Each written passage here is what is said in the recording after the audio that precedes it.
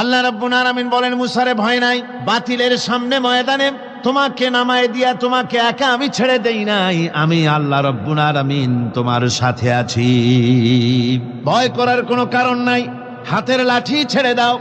মুসা আলাইহিস সালাম লাঠি ছেড়ে দিলেন, লাঠি সাফ হয়ে গেল। আর যখন হা করলো, জাদুকরদের তৈরি করা সমস্ত সিংহ বাঘ আর সাপগুলি মুসা আলাইহিস সালামের লাঠির পেটের মধ্যে ঢুকে গেল। জাদুকরেরা তারা চিন্তা করলো, অবাক হয়ে গেল। তারা ভাবলো আমরা যেটা দেখাইছি এটা তো জাদু, কিন্তু মুসা আলাইহিস সালাম যেটা দেখাইছেন এটা জাদু হতে পারে না, যেহেতু জাদু খেয়ে ফেলেছে।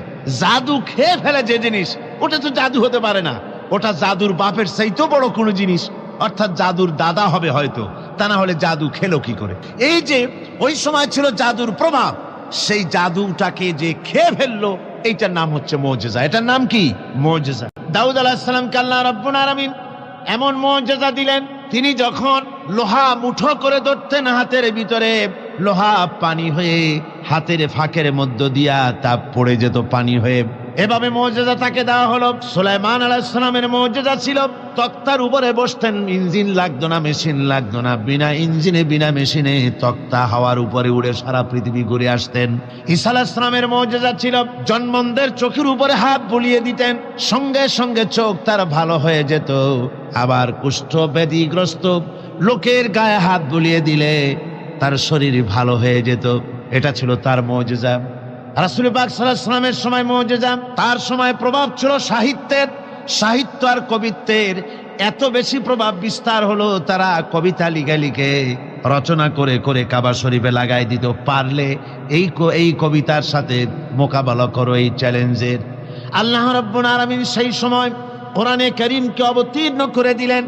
কোরআনে কারীম দুনিয়ার সমস্ত সাহিত্য আর কবিত্বের সমস্ত মানকে ছাড়িয়ে চলে গেছে এমন এক পর্যায়ে, কিয়ামত পর্যন্ত কোরআনের সাহিত্যের ভাবধারা এর মানকে উতরে যেতে পারবে এমন সাহিত্যের জন্ম আজও হয় নাই, ভবিষ্যতেও হবে না।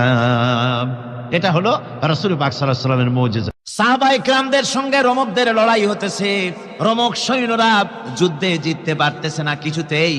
এরপরে তারা গোয়েন্দা বিভাগের লোক পাঠায় দিল, এদের সঙ্গে জিততে পারি না কেন, একটু খুঁজে দেখে আসো রাত্রে এরা করেটা কি। গোয়েন্দা বিভাগের লোক সারা রাত ঘুরে ঘুরে তারপরে এসে রিপোর্ট করলো।